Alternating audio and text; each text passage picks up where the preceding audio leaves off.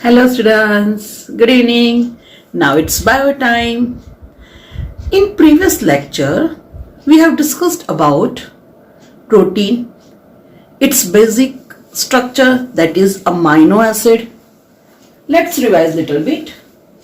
So we know that in structure of amino acid, that carbon is possess H, then one amino group, one carboxylic group, and one that is functional group. That amino group, it is basic, and carboxylic group which is acidic, and that's why that amino acid is amphibolic in nature. Now second thing, we know that carbon is known as the alpha carbon.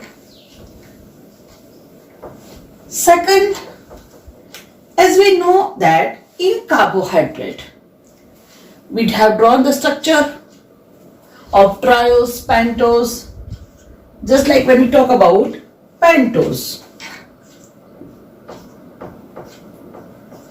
right? So in pentose, we have drawn like this: HOH, HOH, HOH, CH2OH. Right? So in carbohydrate, if the OH is at right side, this is right side, so that structure is known as a D form. D form. All this is the structure of D ribose. And if it is like this, OH, H, C, OH, H, C, OH, H. That means the OH is at left side.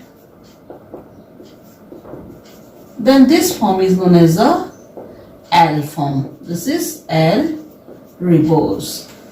भाई chemistry में ज़्यादा detail आएगा.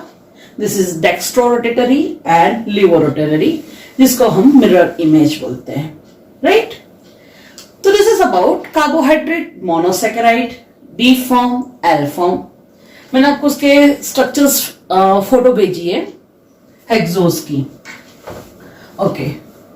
Now when we talk about protein, amino acid, in amino acid, if the NH2 is right side, right, then this is form. Which form? कौन सा form होता है? ये D form होता है, right? And if the NH2 is at left side, that is L form, levorotatory, dextrorotatory, right? So most important thing, remember that all amino acid जो हमने draw किए हैं, right? Dipeptide, tripeptide आपने देखा है, तो all amino acid are L form, but there is one exception which is most important for NEET point of view, that which amino acid does not optically active और जिसमें L form नहीं होता है. Image कर सकते हो आप? बताओ बताओ बताओ. Right, and which is the simplest amino acid? Correct, and that one is glycine. So glycine, it is optically not active because उसमें आर फंक्शनल ग्रुप एच है, तो उसकी मिरर इमेज पॉसिबल नहीं है. So most important, which amino acid is simplest amino acid? That is glycine. Which amino acid is not optically active? That is glycine. And this is the only amino acid which is having symmetrical alpha carbon. क्यों? क्योंकि दोनों side पे hydrogen है। बाकी सब में क्या होता है कि जो R ग्रुप वो डिफरेंट होता है, तो that carbon is known as a chiral carbon.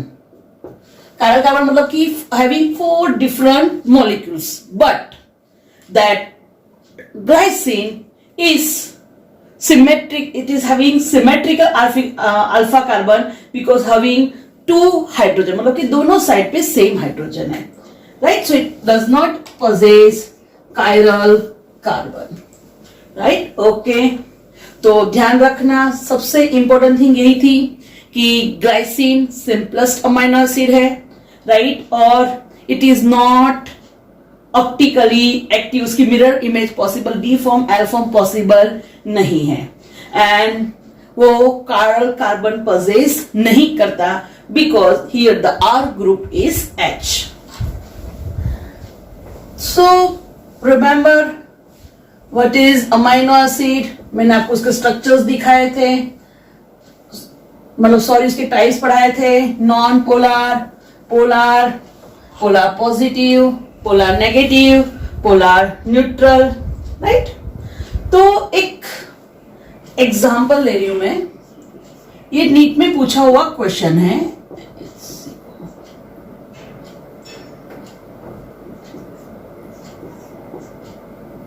जैसे ये फर्स्ट एमिनो एसिड है CH2OH, serine, then again NH, CH, CO, CH2, SH, this is cysteine. Now third NH, CH, CO, CH2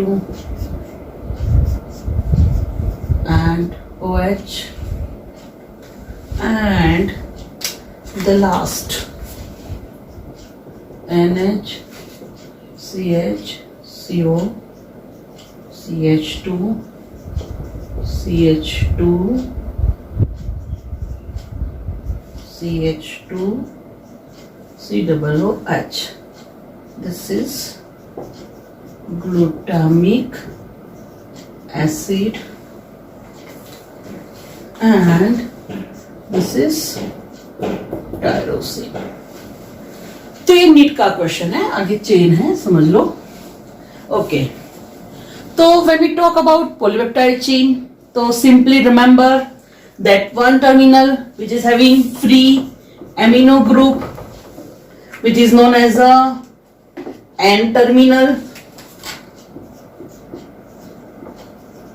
and the last amino acid having free carboxylic group, so it is known as a C-terminal, right? Okay, now my first question, which one is the first amino acid? तो भाई चलो बोलो, सबसे पहले first amino acid कौन सा है? Correct, serine. तो ध्यान रखना, सराइन यहां पे ये पॉलीपेप्टाइड चेन में फर्स्ट एमिनो एसिड सराइन है, और यहां से याद रखना है कि उसमें R functional group, it is CH2OH, right. Second question, which is last amino acid? वे लास्ट अमाइनो एसिड कौन सा है? ओहो, देख ही सकते हो, that is glutamic acid. Now third question from this, which one is a sulfur containing amino acid? So जहां पे जिसके स्ट्रक्चर में सल्फर होगा, that is sulfur containing amino acid. You can see here this is SH. तो most important sulfur containing amino acid कौन सा है? cysteine. Fourth question, which is alcohol containing amino acid? Alcohol किसमें है? तो this one, that is serine, it is alcohol, CH2OH, जहां पे भी OH आएगा उसको बोलेंगे alcohol, methanol, ethanol, right. Okay, Now most important, which is aromatic amino acid.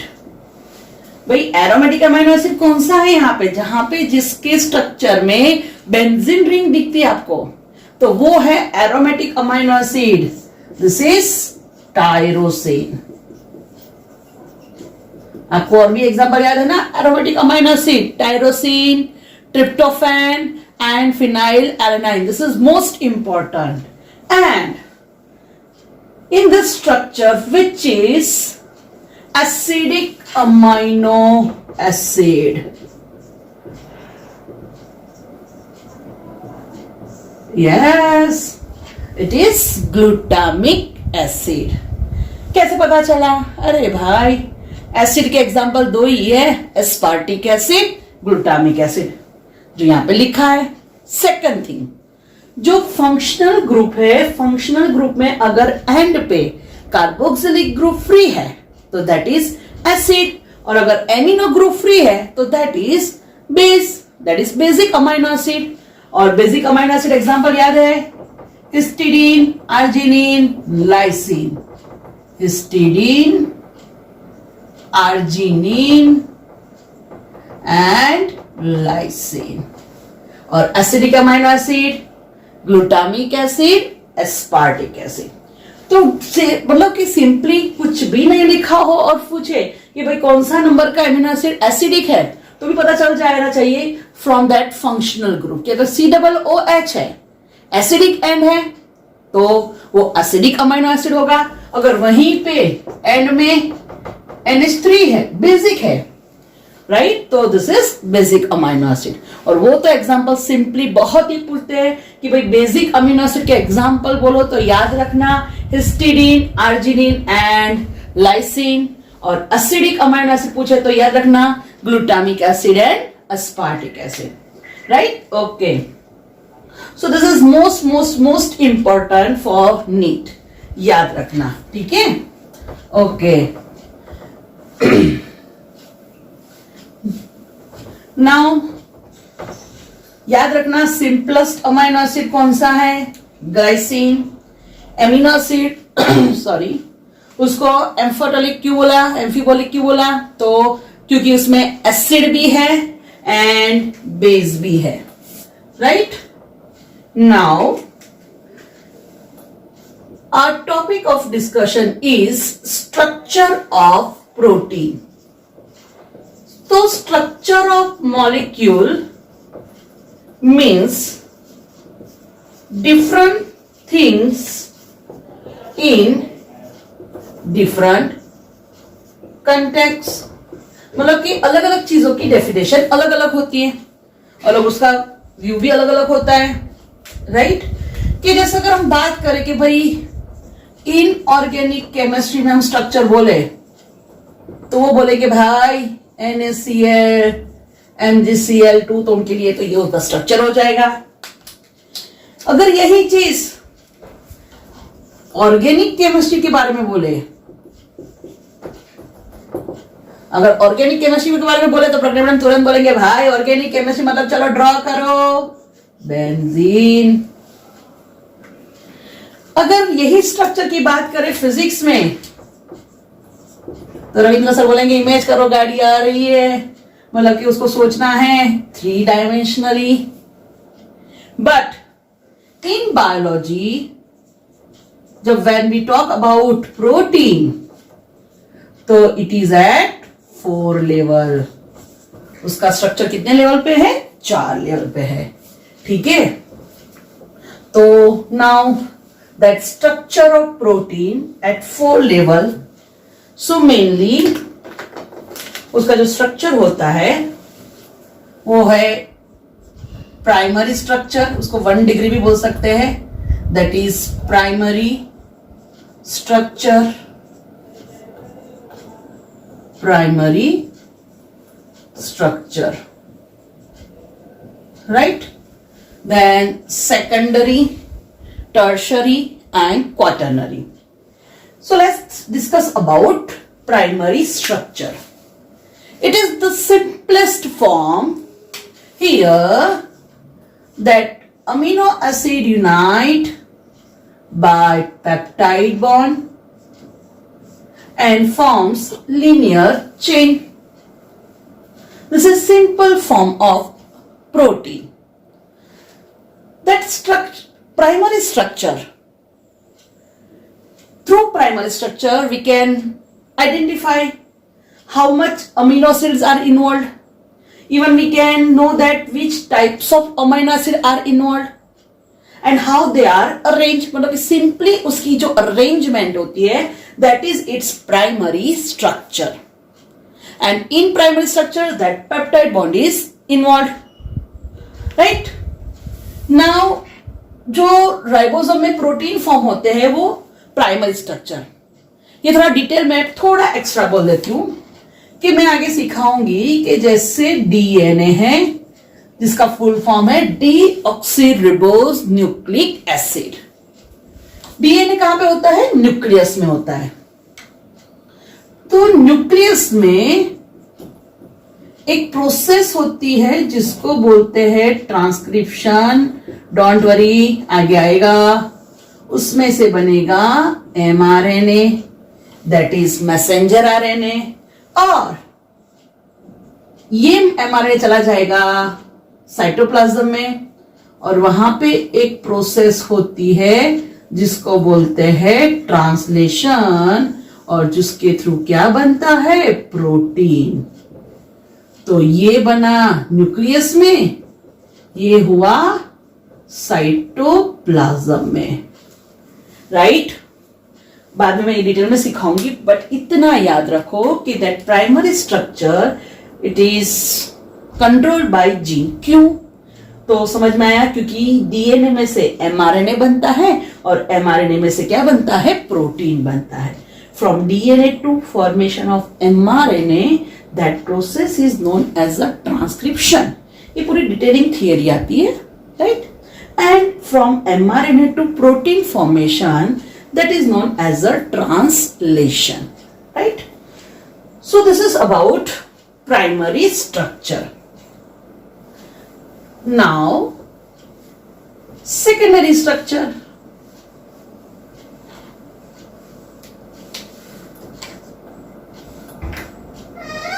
Secondary structure में क्या होता है कि in secondary structure that polypeptide chain, it becomes either helical shape or beta plated sheet shape. Right? So secondary structure जो primary form है उसी का थोड़ा ट्विस्टिंग होता है. Right? But most important here hydrogen bond is involve, और ये hydrogen bond की वजह से उसका स्ट्रक्चर मेंटेन होता है. जैसे ये राइट रोटेटरी में है हेलिकल फॉर्म और ये बीटा प्लेटेड शीट. राइट? तो ये सेकेंडरी स्ट्रक्चर हुआ, इसमें हाइड्रोजन बॉन्ड इन्वॉल्व होते हैं. Right?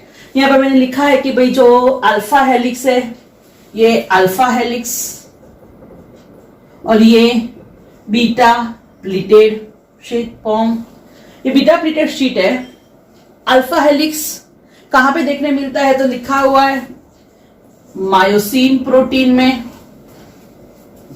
And this is in keratin protein, in hairs, and beta plated keratin protein in nail.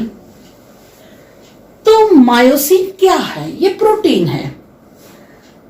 जो मसल्स है उसमें मेनली दो प्रोटीन होते हैं, actin and myosin, which helps in movement. मतलब कि ये जो मायोसिन और एक्टिन की रिएक्शन होती है, स्लाइडिंग मूवमेंट होती है, उसकी वजह से हमारा मसल्स का कॉन्ट्रिक्शन होता है. तो हमारे जो मसल्स है मेनली उसमें कौन सा प्रोटीन होता है? मायोसिन. हेयर उसमें तो केराटिन प्रोटीन, और जो नेल है उसमें भी keratin protein, but it is of which shape? Beta pleated shape. Now next,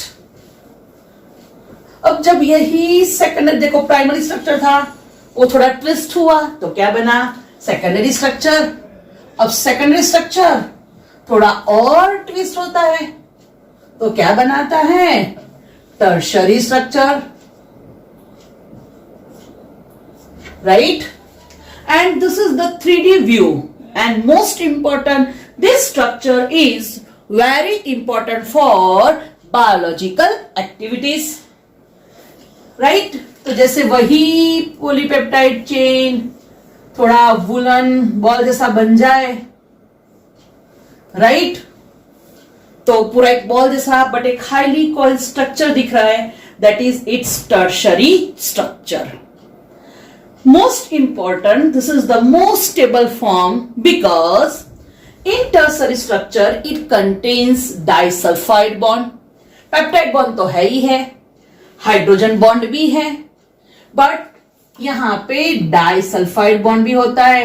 But remember, when we talk about disulfide bond, they are present only in between sulfur containing amino acid, that is cysteine and methionine. जहां पे sulphur होगा, मतलब कि जिसके structure में sulphur होगा, उसको join करने में सल्फाइड बॉन्ड प्रेजेंट होंगे। तो sulphur containing amino acid are cysteine and methionine. Second कौन सा बॉन्ड होता है, हाइड्रोजन बॉन्ड। और कौन सा बॉन्ड होता है, ionic bond between opposite molecules. And even hydrophobic bond भी होता है। सो this is about tertiary structure. Remember that this is most important, and this is most stable form or structure, that is tertiary structure. Now quaternary structure, तो quaternary structure में क्या होगा कि अच्छा mostly जो एंजाइम्स होते हैं वो कैसा उसका स्ट्रक्चर होता है, 3 डायमेंशनल होता है, मतलब कि वो टर्सरी स्ट्रक्चर है। एंजाइम्स पता है ना, जो बायोकेमिकल रिएक्शंस को कैरी आउट करते हैं, act as a catalyst, right. And जो क्वाटरनरी स्ट्रक्चर है, तो when different polypeptide chain unites, जैसे यहां पे 4 पॉलीपेप्टाइड चेन है, and this form quaternary structure, its example is correct hemoglobin। तो हीमोग्लोबिन उसमें 2 beta chains, 2 alpha chains and centre में 4 हीम ग्रुप होता है, correct. So students, this is about structure of protein. Most important thing I want to say that कि भाई अपनी जो NCERT की टेक्स्ट बुक है उसमें थोड़ा क्या दिया, एकदम सीक्वेंस में नहीं दिया है कि जैसे स्टार्ट किया था तो पहले एनालिसिस था, फिर लिटिल बिट प्रोटीन का इंट्रोडक्शन है, फिर मतलब कि अमीनो एसिड दिया है, फिर सिंपली ट्राइग्लिसराइड और मतलब कि उसका इंट्रोडक्शन है, मतलब कि उन्होंने पहले माइक्रोमोलिक्यूल्स दिए हैं, फिर जाके उन्होंने लास्ट में मैक्रोमोलिक्यूल्स दिया है। बट ऐसे आपको समझ में नहीं आएगा, इसलिए मैंने क्या किया कि जैसे मैंने कार्बोहाइड्रेट स्टार्ट किया तो मोनोसेकेराइड, डाइसेकेराइड, पॉलीसेकेराइड ऐसे को कंप्लीट किया, और वैसे ही मैंने जैसे प्रोटीन स्टार्ट किया है तो मैं एक सीक्वेंस में ले रही हूं।